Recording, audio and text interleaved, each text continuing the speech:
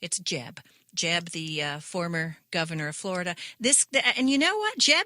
He's smooth. The guy's got charm. He's smarter than his older brother. He's nicer. He's funnier. He's a better speaker. Do you think he may win? And have you seen any indications that the family is trying to pave his way? Yeah, I mean, I think what we're looking at is the royal reign in America. Bushes and Clintons sharing are going up and back for many, many years to come.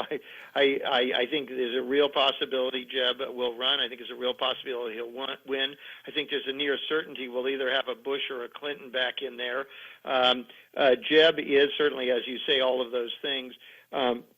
However, at core, he is a Bush, and his values and the networks that he's part of and the institutions and interests that back them are very much the same for him. So it's important, as you judge these people, to try to look beyond the personality distinctions and to focus on qui bono, who stands to benefit when various of them obtain these offices. Now, I often talk with you about your book, and I talk with you about the Kennedy revelations, but there's so much investigating that's going on your site at Who, What, Why. Do you want to tell us some of the things that you guys are reporting on right now?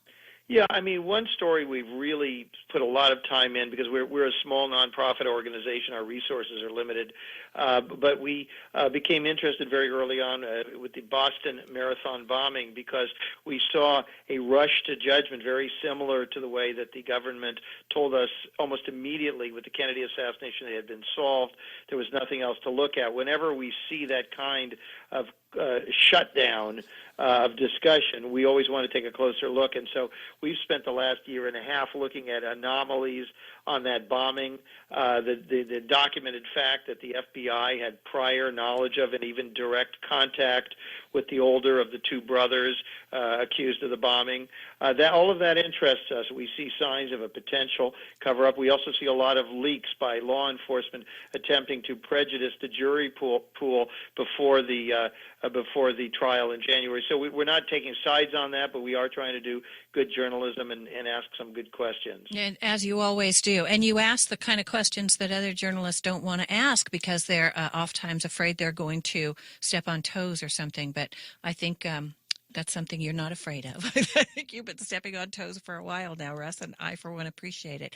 Thank you for being with us, and continue the good work. And let's refer people to whowhatwhy.com, and also go to familyofsecrets.com. I think you can order the book right off of the website. Can you, Russ?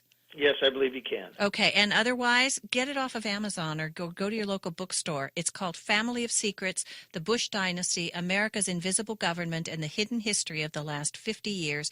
And get your journalism at whowhatwhy.com. Russ Baker, thanks for being with us. Thank you, Pat. You betcha.